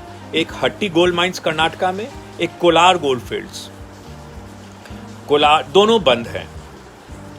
और बाकी अफ्रीका में काफ़ी गोल्ड है। अफ्रीका में भी, साउथ अफ्रीका में गोल्ड हैं, घाना में गोल्ड हैं, तंजानिया में भी मैंने काफ़ी ट्रैवल किया है, कई जगह पे गोल्ड है, लेकिन वहाँ पे भी ढंग से एक्सप्लोरेशन नहीं है। इलीगल माइनिंग बहुत है अफ्रीका में, जहाँ पे वो लोग गोल्ड एक्सट्रैक्ट करते हैं इलीगल तरीके से। और शैलो डेप्थ पे भी गोल्ड हैं, लेकिन टोटल वो लोग इलीगल तरीके से करते हैं। उसके अलावा आयरन ओर पे बात करें, अगेन आयरन ओर बहुत ही इम्पॉर्टेंट मिनरल है, जिससे आप यूज़ करते हैं स्टील मेकिंग में, आप इसको यूज़ करते हैं आयरन ओर को, और बहुत सारे जगहों पे यूज़ करते हैं। इंडिया आयरन ओर के लिए बहुत अच्छा भंडार है, काफ़ी अच्छा आयरन ओर है यहाँ पे। 65+ ग्रेड इसका मतलब होता है, 65+ ग्रेड का मतलब वहाँ पे उसमें आयरन कंटेंट जो है, Fe कंटेंट जो है वो 65+ का भी ग्रेड मिलता है हमें। Okay sir. तो मैं मिनरल्स के बारे में अब ज़्यादा नहीं बोलूँगा। अब मैं माइनिंग प्रोफेशन के बारे में बात करूँ। देखिए, माइनिंग प्रोफेशन में अगर आप माइनिंग इंजीनियर बन के जाते हैं, अगर आप सपोज आप इंडिया में काम करते हैं, तो पहले इंडिया की बात करें फिर बाहर की जॉब्स की बात करेंगे। अगर आप इंडिया में काम करते हैं तो आपने इंजीनियरिंग किया या डिप्लोमा किया, उसके बाद आप जाते हैं, अगर आप इंजीनियरिंग करने के बाद जाते हैं तो आप ACM बनते हैं, असिस्टेंट कोल मैनेजर। आप कोल में काम करते हैं तो, और अगर आप मेटल में जाते हैं तो भी आप असिस्टेंट मैनेजर बनते हैं। डिप्लोमा से जाते हैं तो आप फोरमैन ओवरमैन आप ज्वाइन करते हैं और ग्रेजुअली आप प्रमोट होते होते आप ऊपर बढ़ते हैं। लेकिन जब आप मैनेजर बनने के लिए किसी भी मिनरल्स के, चाहे आप माइनिंग कोल में हो या मेटल में हो, आपको सेकेंड क्लास और फर्स्ट क्लास मैनेजर सर्टिफिकेट लेना जरूरी है, जो कि DGMS प्रोवाइड करता है। इसका सबसे पहले तो फर्स्ट क्लास के लिए 3 साल, हाँ पैकेज पे आऊँगा सुबह। सबसे पहले तो 3 साल का एक्सपीरियंस होना चाहिए फर्स्ट क्लास मैनेजर्स के लिए। अगर आप अंडरग्राउंड में काम किया है तो आप अंडरग्राउंड माइंस मैनेजर के लिए अप्लाई करते हैं, ओपन कास्ट में काम किया है तो ओपन कास्ट के लिए अप्लाई करते हैं, कोल में काम किया है तो कोल के लिए करते हैं, और मेटल में काम किया है तो मेटल के लिए करते हैं। अगर आपने अंडरग्राउंड कोल का लिया है तो वो सभी जगह एप्लीकेबल है। अगर आपके पास कोल का सर्टिफिकेशन है तो आप मान के चलिए आप मेटल में भी काम कर सकते हैं, लेकिन मेटल का है तो वो रिस्ट्रिक्टेड है, मेटल वाला मेटल में ही काम करता है। कोल वाला के लिए माना जाता है कि कोल में अगर आपने काम किया हुआ है तो आप बाकी जगह काम कर सकते हैं। तो अगर उसके बाद आप मैनेजर बनते हैं, उसी में से कुछ लोग सेफ्टी ऑफिसर बनते हैं, जिसकी रिस्पॉन्सिबिलिटी होती है माइंस के सेफ्टी को देखना, क्योंकि सेफ्टी एक बहुत बड़ा चैलेंज है माइनिंग के लिए। बहुत सारे एक्सीडेंट्स हुए हैं माइंस में, कई एक ढंग का एक्सीडेंट होता है माइंस में। कई बार माइंस के अंदर पानी आ गया, जिससे बहुत सारा एक्सीडेंट हुआ। आपने फिल्म देखा होगा काला पत्थर, जो कि चासनाला में एक एक्सीडेंट हुआ था, जिस पे आधारित वो फिल्म थी। काफ़ी लोग की जान गई थी उसमें। उसके बाद एक गजरी टांड में एक एक्सीडेंट हुआ था, जिस समय हम लोग पढ़ाई कर रहे थे, मैं सेकेंड ईयर में था। तो गजरी टांड में एक एक्सीडेंट हुआ, उसमें भी काफ़ी लोग, कतरी नदी का पानी अंदर चला गया और काफ़ी लोग 200-250 लोग अंदर ही रह गए। अंडरग्राउंड माइंस था। उसके अलावा कोल माइंस में एक्सीडेंट के और भी बहुत सारे केसेस हैं। जैसे ट्रॉली है, कई लोग ट्रॉली में फंस के उनका एक्सीडेंट हो जाता है। उसके अलावा गैस, कई जगह पे अगर गैस का लीकेज है, उसके वजह से भी एक्सीडेंट होता है। तो सेफ्टी ऑफिसर का काम होता है ये सारे चीज़ों को देखना कि हम सारे सेफ्टी स्टैंडर्ड्स को हम फॉलो कर रहे हैं या नहीं कर रहे हैं। चाहे वो ट्रॉली का मूवमेंट हो या गैस, अगर गैस का है तो प्रॉपर तरीके से डिटेक्ट होना चाहिए और वहाँ पे लोग ना जाएं, वो इंश्योर करना चाहिए। फायर को देखना होगा, क्योंकि अगर कोल है तो फायर का चांस होता है वहाँ पे, तो फायर से एक्सीडेंट्स हो सकता है, वाटर से हो सकता है, जिसको इनंडेशन कहते हैं। तो सेफ्टी ऑफिसर हैं। उसके बाद आप ग्रेजुअली आगे बढ़ते हैं, मैनेजर हैं। कोल इंडिया की बात करें तो आप चीफ मैनेजर होते हैं, फिर आप DGM होते हैं, आप GM होते हैं, आप CGM होते हैं, जो प्रमोशन पा करके आप CGM तक बनते हैं, चीफ जनरल मैनेजर तक। उसके बाद बोर्ड कहते हैं, बोर्ड आता है। बोर्ड में जिसका रिक्रूटमेंट PESB करती है, पब्लिक एंटरप्राइज सिलेक्शन बोर्ड करती है। वो डायरेक्टर ऑपरेशन के लिए, डायरेक्टर टेक्निकल के लिए, डायरेक्टर प्रोडक्शन के लिए, डायरेक्टर HR के लिए, डायरेक्टर मैकेनिकल के लिए या CMD के लिए, इसका रिक्रूटमेंट PESB करती है। तो आप प्रमोशन पाते हुए आप चीफ जनरल मैनेजर तक पहुंच सकते हैं। मैं गवर्नमेंट कंपनी की बात करता हूं। और उसी तरह से मेटल माइंस में भी है, जो जॉब प्रोवाइडिंग, कहाँ जॉब्स मिल सकता है कोई भी कोर्स करने के बाद। कोल इंडिया लिमिटेड, एक कोल की बात करें तो कोल इंडिया लिमिटेड, टिस्को के भी माइंस हैं, जामाडोबा में हैं, वेस्ट बोकारो में है, काफ़ी माइंस उनके पास भी हैं। उसके बाद सिंगरैनी कोल फील्ड्स है, फिर नेवेली लिग्नाइट है, ये सब कोल कंपनीज़ हैं। उसके अलावा मेटल की बात करेंगे तो बहुत सारी कंपनीज़ हैं जो नॉन कोल कंपनीज़ हैं। तो हिंदुस्तान जिंक लिमिटेड है, जिसको टेक ओवर किया है ये वेदांता ने। और हिंदुस्तान कॉपर लिमिटेड है, अगेन PSU है वो, हिंदुस्तान कॉपर लिमिटेड, जिसका मोसावनी में एक माइंस है, उसका खेतरी में है राजस्थान में। उसके अलावा और जो कंपनीज़ हैं, UCIL है, uranium corporation of India limited, जो डिपार्टमेंट ऑफ एटॉमिक एनर्जी के अंदर आता है, डायरेक्टली प्राइम मिनिस्टर पीएमओ से कंट्रोल होता है वो, जिसका माइंस राजस्थान में भी है एक, और जो सबसे बढ़िया डिपॉजिट और पुराना है वो जमशेदपुर के पास जादूगोरा है, और नरमा पहाड़ करके 2 माइंस हैं उनके पास। तो वो किसी भी कंट्री के सिक्योरिटी के लिए बहुत ज़रूरी है। तो यूरेनियम के माइंस हैं हमारे पास, यूसीआईएल वो भी जॉब प्रोवाइडर है। उसके अलावा अगर बात करें हम तो एक समय में माइका इंडस्ट्री काफ़ी जॉब प्रोवाइड करती थी, आज के दिन में कम प्रोवाइड करती है। उसके अलावा अगेन फिर नालको है। अगर आप इसकी बात करें, एल्यूमिनियम कंपनीज जो हैं, नालको है, बाल्को है। तो उसके अलावा आयरन ओर की बहुत सारी कंपनीज हैं। इसमें उड़ीसा में बहुत सारी कंपनीज हैं, उड़ीसा में, झारखंड में ये लोग आयरन ओर माइनिंग में हैं। और एक जोडा बांसपानी सेक्टर है जिसका आयरन ओर बहुत अच्छा माना जाता है, वहाँ काफ़ी जॉब्स हैं। और अभी प्रेजेंटली थोड़ा जॉब सीन ख़राब हुआ है माइनिंग सेक्टर में, लेकिन बहुत ज़्यादा दिन तक माइनिंग सेक्टर में जॉब ख़राब नहीं रह सकता है, क्योंकि जैसा कहा मैंने वो बैकबोन इंडस्ट्री है। डायमंड्स में जॉब प्रोवाइडर एनएमडीसी है, और आने वाले समय में आदित्य बिरला एक अच्छा जॉब प्रोवाइडर होगा, रिलायंस एक अच्छा जॉब प्रोवाइडर होगा।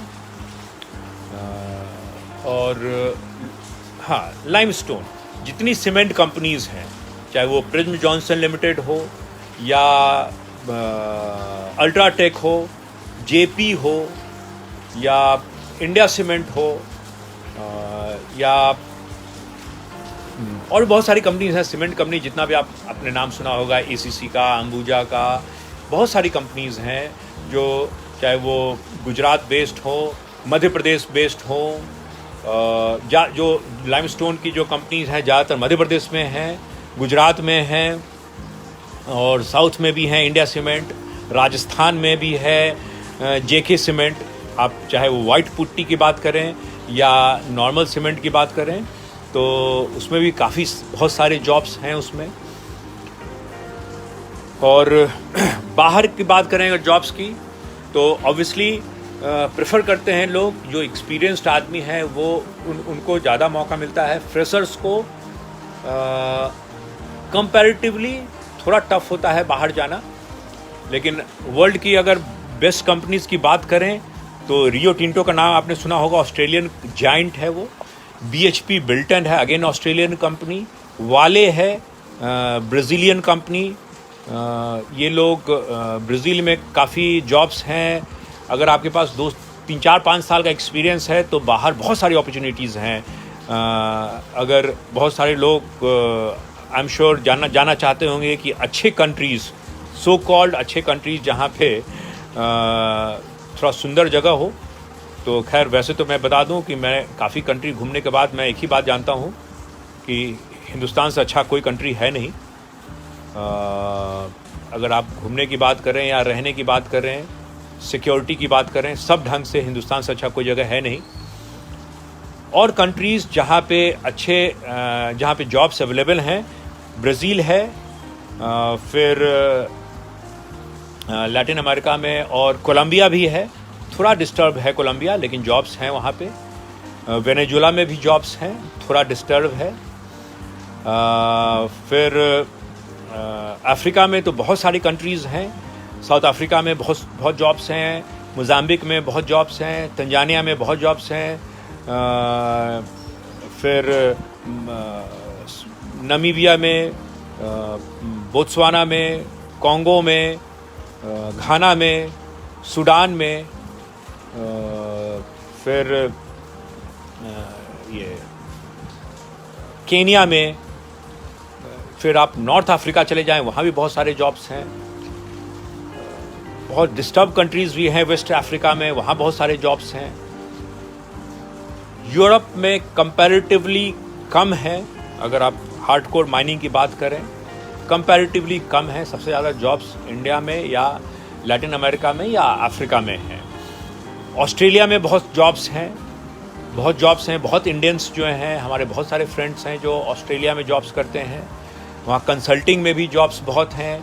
माइनिंग में आप काम करके आप कंसल्टिंग में भी जा सकते हो। वहाँ पे कैसा कंसल्टिंग जॉब हो सकता है वो भी मैं बता दूँ, बहुत इंटरेस्टिंग फील्ड है।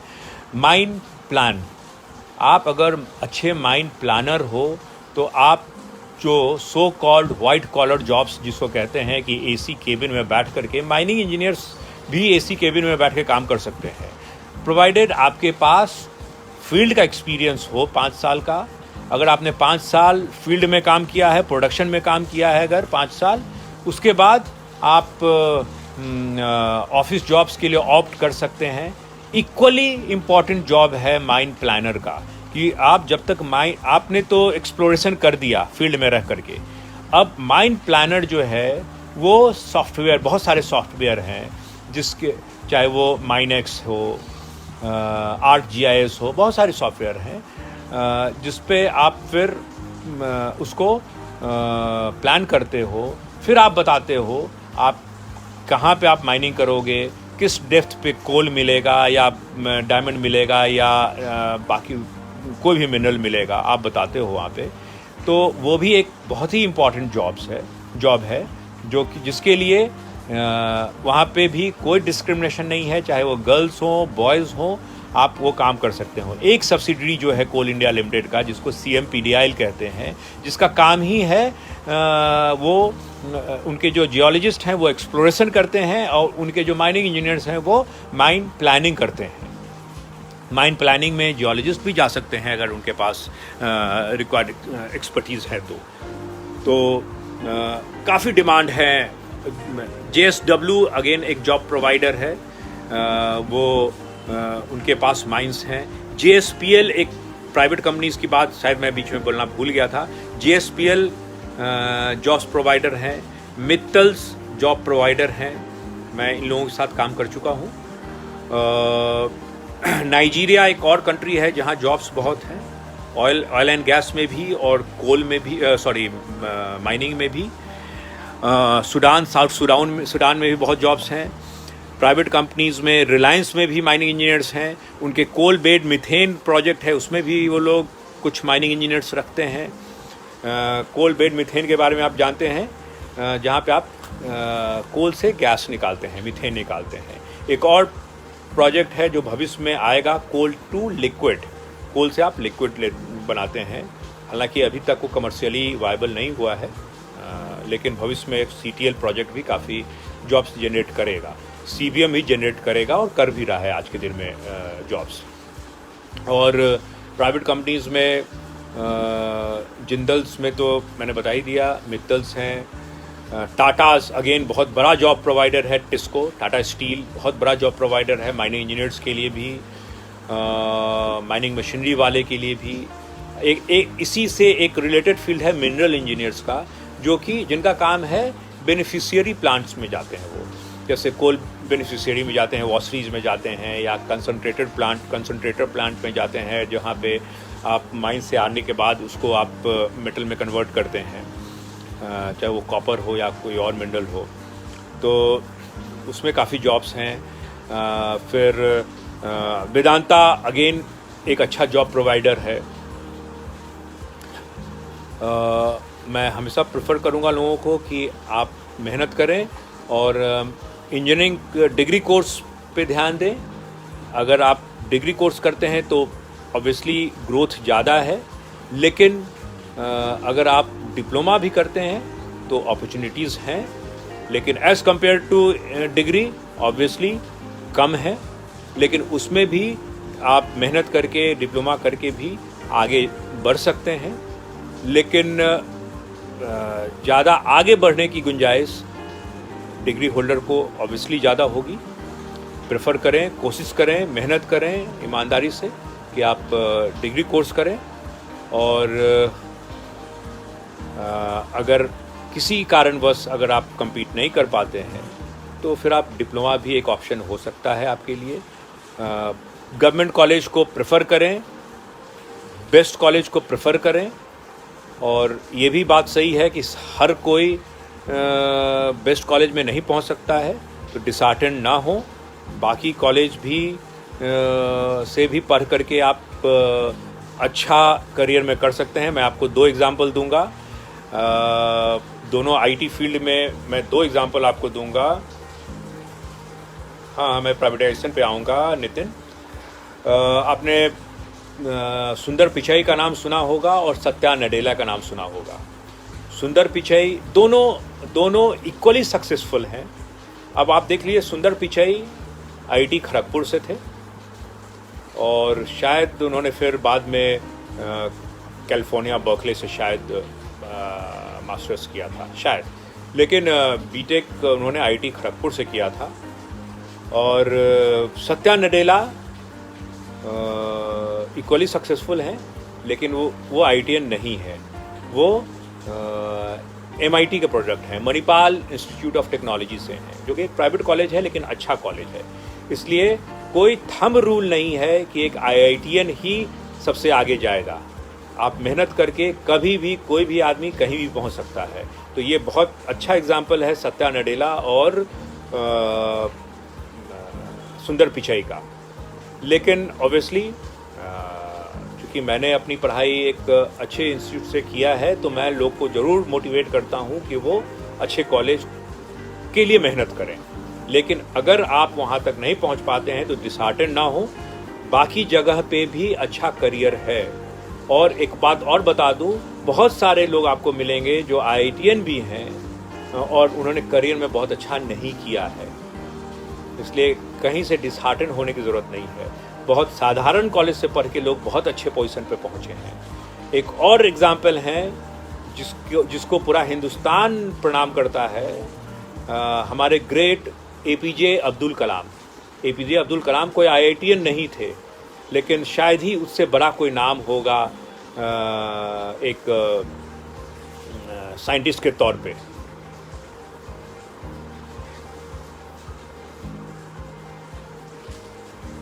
Sorry sir, do the IIT? No sir, IIT कोई सर्टिफिकेट डिप्लोमा कोर्स सर, जैसे चंद्रपुर एक कॉलेज है, इंजीनियरिंग कॉलेज, वहाँ पे डिप्लोमा भी है और डिग्री कोर्स भी है।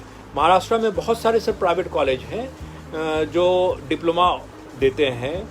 उसी तरह से झारखंड में धनबाद के पास भागा वगैरह जगह हैं, वहाँ पे बहुत सारे प्राइवेट कॉलेजेज हैं जो कि डिप्लोमा ऑफ़र करता है। और सर्वेयर के लिए भी वो लोग डिप्लोमा कोर्स अवेलेबल हैं। सर्वेयर भी एक अच्छा जॉब है, उसमें भी काफ़ी जॉब्स हैं। डिप्लोमा ही सर्वेयर में डिप्लोमा कोर्स ही अवेलेबल है। प्राइवेट कॉलेज प्राइवेट बहुत हैं और कुछ एक गवर्नमेंट पॉलिटेक्निक कॉलेज भी हैं जो डिप्लोमा या आई जिसको हम लोग पॉलिटेक्निक कहते हैं सर, वो ऑफ़र करता है। धनबाद में भी है। और जो भी माइनिंग एरिया है वहाँ पे माइनिंग डिप्लोमा के बहुत सारे सर गवर्नमेंट और प्राइवेट कॉलेजेस हैं।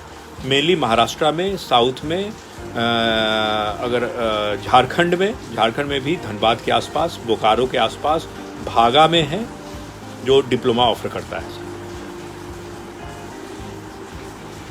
अब मैं और पूछना चाहूँगा कि अब क्या स्पेसिफिक लोग जानना चाहते हैं, क्या क्वेश्चन है माइनिंग से रिलेटेड। मैं ये नहीं कहना चाहूँगा कि मैं सब कुछ जानता हूँ, लेकिन चूँकि 22 साल इस फील्ड में हो गया और 4 साल की पढ़ाई 26 साल, तो मैं कोशिश करूँगा कि आपके क्वेश्चन का आंसर देने का। और आप कभी भी आप हर्षल जी के थ्रू जैसे भी, या फेसबुक के थ्रू, इंस्टाग्राम के थ्रू, कभी भी भविष्य में आप मुझसे कांटेक्ट कर सकते हैं and I would love to answer your question.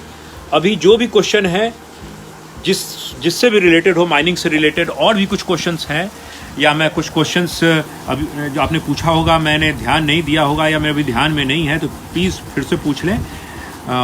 मैं आप कोशिश करूँगा आप सबका आंसर करने का। प्लीज़।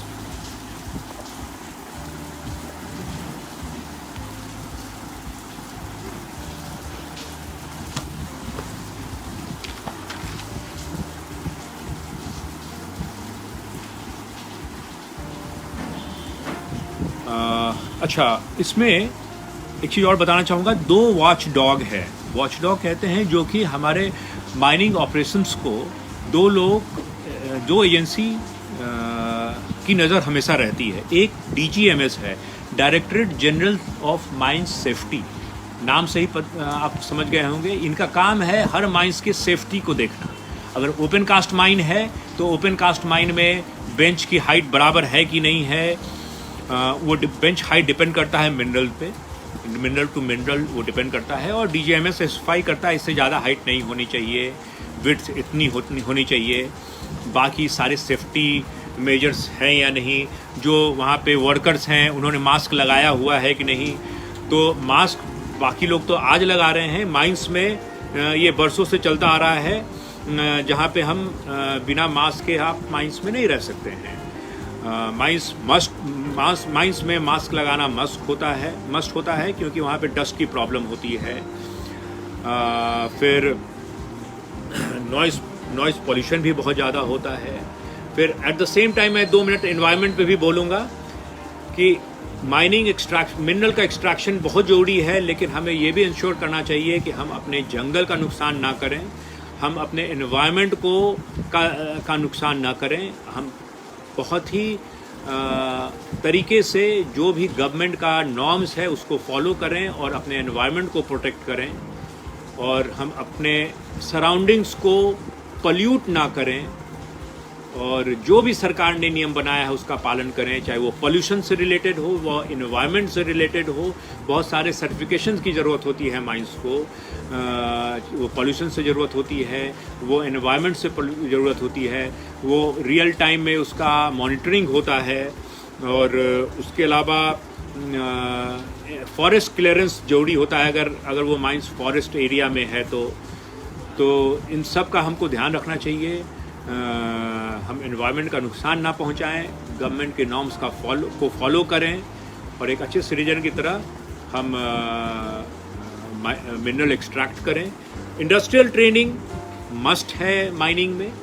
पहले हमारे टाइम पे 126 दिन का बीटेक डिग्री लेने के लिए 126 दिन का इंडस्ट्रियल ट्रेनिंग जरूरी था, अंडरग्राउंड या ओपन कास्ट में। तो 42 करके 3 बार, फर्स्ट ईयर के बाद, सेकेंड ईयर के बाद, थर्ड ईयर के बाद हम लोग जाते थे माइंस में, 2 बार कोल में और 1 बार मेटल में, अंडरग्राउंड या ओपन कास्ट में हम जाकर के हम लोग ट्रेनिंग लेते थे। और वो मस्ट था, 142 डेज़ का ट्रेनिंग मस्ट था पहले। अभी गवर्नमेंट ने उसमें कुछ चेंजेस किए हैं, अब 142 डेज़ नहीं है, लेकिन इंडस्ट्रियल ट्रेनिंग मस्ट है अभी भी। और ये जितनी कंपनीज़ का मैंने नाम बताया, सभी इंडस्ट्रियल ट्रेनिंग प्रोवाइड करते हैं। जो भी जॉब्स प्रोवाइड करते हैं वो सारी कंपनीज़ वो इंडस्ट्रियल ट्रेनिंग भी प्रोवाइड करते हैं। और अर्निंग, माइनिंग इंजीनियरिंग में earning as compare to other industries better माना जाता है। जहाँ पे अगर आप जैसे कोल इंडिया में अभी बंद किया गया है, लेकिन पहले एक प्रोडक्शन अलायंस करके दिया जाता था, या अंडरग्राउंड अलायंस दिया जाता था। जो लोग ऑफिस में काम कर रहे हैं, एक माइनिंग इंजीनियर और एक माइनिंग इंजीनियर अगर माइंस में काम कर रहा है, तो दोनों के सैलरी में अंतर होता था। और क्योंकि वो एक थोड़ा सा रिस्की जॉब है, थोड़ा टफ जॉब है, थोड़ा हार्ड जॉब है, इसलिए उसको उसकी सैलरी थोड़ा ज़्यादा होती थी as compare to those who work in the office.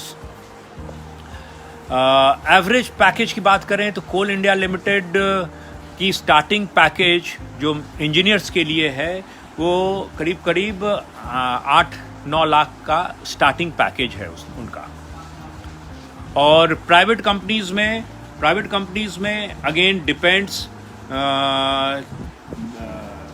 अगर छोटी कंपनी की बात करें तो 4 लाख का पैकेज भी है, 10 लाख का पैकेज भी है, और 15 लाख 18 लाख तक का पैकेज, स्टार्टिंग पैकेज मिल जाता है इंजीनियर्स को। इट डिपेंड्स कि आपने एकेडमिक्स में कैसा किया है, इट डिपेंड्स कि आप कैसे कॉलेज से पास किए हैं। तो जो स्टार्टिंग सैलरी है उसमें कॉलेज का बहुत बड़ा रोल होता है। अच्छे कॉलेज से पैकेज अच्छा मिलेगा आपको, कई लोग हैं जो कि स्टार्ट भी करते हैं 16 लाख 18 लाख के पैकेज पे, लेकिन अगर एवरेज बात करें, अगर मैं ISM IIT की बात करूंगा तो 8-10 लाख का पैकेज मिल जाता है वहाँ पे स्टार्टिंग में। और बहुत सारे कॉलेज हैं जो अगर टॉप 5-7 कॉलेज नहीं है तो वहाँ पे 3-4 लाख पे भी लोग स्टार्ट करते हैं अपने करियर को, लेकिन मेहनत करके वो आगे बढ़ते जा सकते हैं। आगे चल करके आप स्काई इज़ द लिमिट। एक माइनिंग इंजीनियर 50 लाख रुपया भी साल का कमा सकता है और 1 करोड़ रुपया भी सैलरी कमा सकता है। ऑब्वियसली अगर 1 करोड़ की बात करें तो पब्लिक सेक्टर में तो 1 करोड़ की सैलरी नहीं मिलेगी, प्राइवेट कंपनी में काफ़ी सैलरी हैं। अगर आप बाहर की बात करेंगे, डॉलर सैलरी की बात कर रहा हूँ, तो मैं आपको एक एग्जांपल देता हूँ कि क्या 2011 की बात है। 2011 में मुझे एक जियोलॉजिस्ट चाहिए था, माइनिंग इंजीनियर भी नहीं, जियोलॉजिस्ट चाहिए था। तो थोड़ा सैलरी माइनिंग इंजीनियर की ज़्यादा होती है एज कम्पेयर टू जियोलॉजिस्ट। तो जियोलॉजिस्ट को 5 साल जिसने माइनिंग में काम किया हो, कोल में काम किया हो, कोल जियोलॉजिस्ट को हम लोग 2011 में $5,000 मंथली सैलरी देने के लिए तैयार थे, नेट ऑफ टैक्सेस। इसका मतलब उसका सारा टैक्स काटने के बाद, उसका सारा खर्चा काटने के बाद उसको $5,000 की सेविंग हम लोग देने के लिए तैयार थे 2011 में, और हमें नहीं मिला। वो शॉर्टेज था। Coal geologist with 5 years of experience नहीं मिला मुझे। बहुत मेहनत के बाद एक आदमी मिला, वो भी 5 साल का एक्सपीरियंस नहीं था उसके पास। तो बाहर में अगर आपके पास 5 साल का एक्सपीरियंस है तो मार्केट ऊपर नीचे आता रहता है। अगर अभी की बात करें तो भी $4-5,000 से $6,000, $7,000, $8,000 भी मिल सकता है, डिपेंड्स कौन से कंट्री में है। अफ्रीका में थोड़ा पैसा ज़्यादा मिलता है क्योंकि थोड़ा सा टफ जगह है। और $10,000 अगर आप 10-12 साल 15 साल का एक्सपीरियंस है, 15 साल का एक्सपीरियंस है, 20 साल का एक्सपीरियंस है, तो आप $12,000 भी महीने का कमा सकते हैं वहाँ पे। ऑब्वियसली जो MNCs हैं वो ज़्यादा पैसा देती हैं। रियो टिंटो बहुत अच्छा पे मास्टर है, BHP बिल्टन बहुत ज़्यादा पैसा देता है, वाले बहुत ज़्यादा पैसा देता है, और इंडिया में भी माइनिंग सेक्टर में पैसा अच्छा है। और बाकी आपके स्किल सेट पे डिपेंड करता है, आपके मेहनत पे काम डिपेंड करता है कि आप कहाँ तक पहुँच सकते हैं।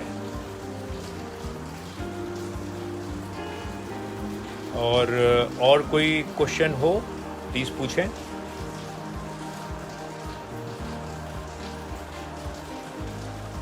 और कोई क्वेश्चन जॉब से रिलेटेड? आज के दिन में गर्ल्स का मैंने क्वेश्चन देखा था। कोई डिस्क्रिमिनेशन नहीं है माइनिंग में गर्ल्स एंड बॉयज़ में। आप देख सकते हैं जो नया रूल है उसमें girls are allowed to work in mining. पहले नहीं था ऐसा, अब कोई रिस्ट्रिक्शन नहीं है लड़कियों के लिए। लड़कियां आज तो चांद पे पहुंच गई, तो माइनिंग में क्यों रोका जाए। और किसी भी मामले में जो भी काम अगर कोई लड़का कर सकता है तो ऑब्वियसली वो लड़की कर सकती है। और ये एक अच्छा स्टेप है गवर्नमेंट के द्वारा कि इक्वल अपॉर्चुनिटी प्रोवाइड किया जा रहा है बॉयज़ एंड गर्ल्स को। और माइनिंग बहुत इंटरेस्टिंग सब्जेक्ट है, टफ लाइफ है, मैं ज़रूर बोलूँगा। अगर इंटरेस्ट है तो जॉब्स की कमी नहीं है। कई बार ऐसा है, देखिए स्लो डाउन तो हर फील्ड में आता है, ऑयल एंड गैस में भी है, IT में भी आपने स्लो डाउन देखा होगा, मैन्युफैक्चरिंग में भी देखा होगा, हर फील्ड में स्लो डाउन आता है। अगर उस चीज़ को हटा दें, नेगेट करें, तो बाय एंड लार्ज माइनिंग में जॉब्स की दिक्कत नहीं होती है, स्लो डाउन के पीरियड को छोड़ दिया जाए तो। एक क्वेश्चन था कि पैंडेमिक में माइनिंग इंडस्ट्री पे क्या असर हुआ है। आपने देखा होगा, अगर आप नोटिफिकेशन फॉलो करते होंगे तो सबसे पहले माइंस को इन लोगों ने चालू किया था, क्योंकि आप इंडस्ट्री को कैसे चालू करेंगे अगर आप माइंस को चालू नहीं करते हैं। तो सबसे पहला सब कुछ चालू हुआ था तो वो माइंस चालू हुआ था। तो ऑब्वियसली पैंडेमिक का इफेक्ट तो सारे जगहों पे है, लेकिन कंपैरेटिवली माइनिंग पे कम है, लेकिन धीरे धीरे माइनिंग अपने फुल पोटेंशियल की ओर फिर से बढ़ता जा रहा है। तो माइंस काफ़ी कम दिनों के लिए बंद हुआ था, 20-21 दिनों के लिए ही माइंस बंद हुआ था। इंडस्ट्री को चालू होने में 1 महीना लगा, माइंस को चालू होने में 21 दिन लगे थे। तो to the best of my memory, मुझे जो याद है, जो लॉकडाउन स्टार्ट हुआ था 25 को, और 12 तारीख को या 14 तारीख को माइंस चालू हो गए थे, और 21 अप्रैल को इंडस्ट्री चालू हुआ था। तो पैंडमिक का इफ़ेक्ट है, वो तो सभी पे है, लेकिन कंपैरेटिवली कम हुआ है माइनिंग इंडस्ट्री पे। और अच्छे लोग आए माइनिंग में, नेशन बिल्डिंग में कंट्रीब्यूट करें। आप काम करेंगे तो आपको एक सेटिस्फैक्शन होगा कि आप अपने कंट्री के ग्रोथ में आप कंट्रीब्यूट कर रहे हैं। वैसे तो आप कोई भी काम करते हैं तो आप कंट्री के लिए ही करते हैं और कंट्री के डेवलपमेंट में कंट्रीब्यूट करते हैं, लेकिन माइनिंग में थोड़ा ज़्यादा महसूस होगा, क्योंकि थोड़ा लाइफ टफ है और आप बहुत डायरेक्टली कंट्रीब्यूट करते हैं इकॉनमी को। जितना ज़्यादा प्रोडक्शन होगा उतना इंपोर्ट कम होगा। तो मैं तो शुरू से वकालत करता हूँ। एक क्वेश्चन मैंने देखा था प्राइवेटाइजेशन ऑफ माइंस पे, जो मुझे याद आ रहा है, वो भी मैं जवाब दूंगा। तो देखिए, मैं हमेशा से वकालत करता हूँ कि हमारा जो रिक्वायरमेंट है उतना प्रोडक्शन हमारा होना चाहिए। हमारा जो कोल रिज़र्व है वो that is more than 300 billion turns. तो आप समझ लीजिए हमारे पास कोल रिज़र्व की कमी नहीं है। जब हमारे पास कोल रिज़र्व है तो हम माइनिंग क्यों नहीं कर पा रहे हैं? हमको कोशिश करना चाहिए कि हमारा जो 1 बिलियन टन का रिक्वायरमेंट है कोल का, तो 1 बिलियन टन हम प्रोड्यूस करें। हम क्यों 200, 250, 300 मिलियन टन क्यों इंपोर्ट करें? हम इंपोर्ट करते हैं तो उसका इफ़ेक्ट हमारे करेंसी पे आता है। हमारा करेंसी कमज़ोर होता है, हमारा इंपोर्ट्स बढ़ता है। तो ऑयल एंड गैस में तो हमारे पास ऑप्शन नहीं है, क्योंकि हम सेल्फ सफिशिएंट नहीं हैं ऑयल एंड गैस में। तो मुझे क्रूड ऑयल तो हमें इंपोर्ट करना पड़ेगा। लेकिन जो मिनरल हमारे पास हैं तो कोशिश करनी चाहिए कि हम उसको डोमेस्टिक प्रोडक्शन हमारा इतना होना चाहिए कि हमको इंपोर्ट ना करना पड़े या कम से कम करना पड़े। हमारे पास कोकिंग कोल की भी कमी नहीं है, हमारे पास हाई ग्रेड थर्मल कोल की भी कमी नहीं है, हमारे पास आयरन ओर की भी कमी नहीं है, हमारे पास किसी भी मिनरल की कमी नहीं है। फिर हम क्यों इंपोर्ट करें? को अवॉइड करना चाहिए इंपोर्ट। जितना इंपोर्ट हम अवॉइड करेंगे, हम अपने कंट्री के इकॉनमी को उतना ही ज़्यादा मजबूत करेंगे। प्राइवेटाइजेशन क्यों ज़रूरी है? प्राइवेटाइजेशन बिल्कुल ज़रूरी है, क्योंकि क्या है ना कि कई दफ़ा ऐसा हुआ है कि बीच में कोल इंडिया, जैसे मैंने आपको बताया कि मुझे 5 साल पुराना जियोलॉजिस्ट चाहिए था, कोल में काम किया हुआ, मुझे नहीं मिला।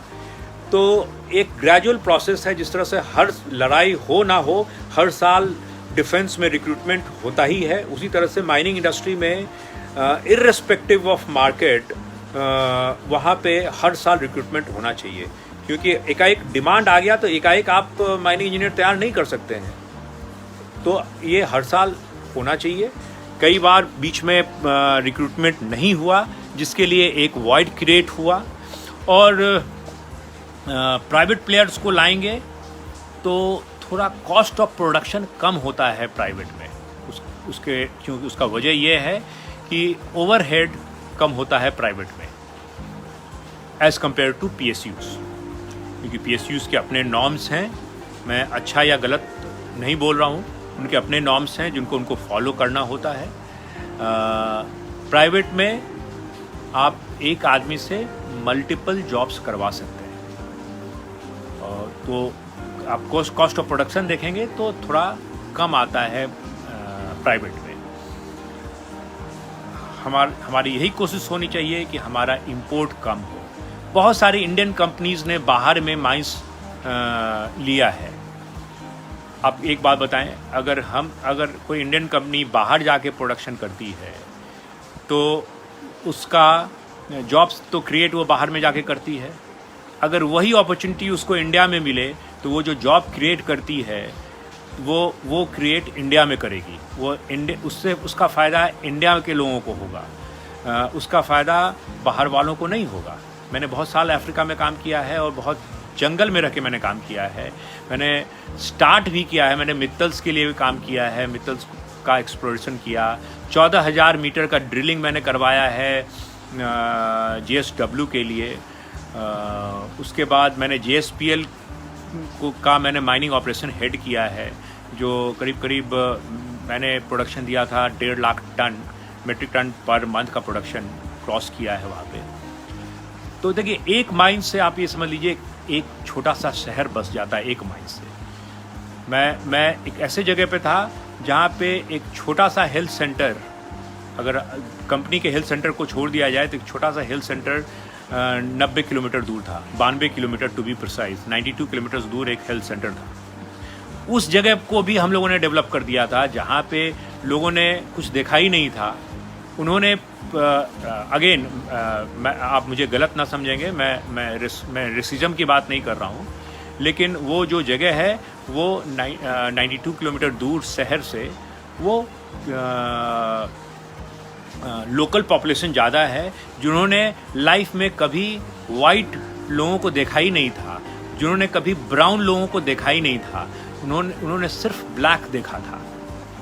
अगेन मैं फिर से बोलूँगा, ब्लैक, वाइट या ब्राउन में कोई अंतर नहीं है।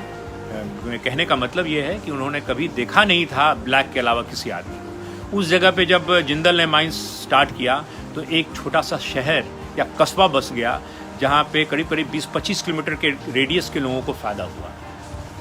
दुकानें खुल गई, राशन का दुकान, कोल्ड ड्रिंक का दुकान, तो सब्जी भाजी, ग्रॉसरीज सब कुछ खुल गया वहाँ पे।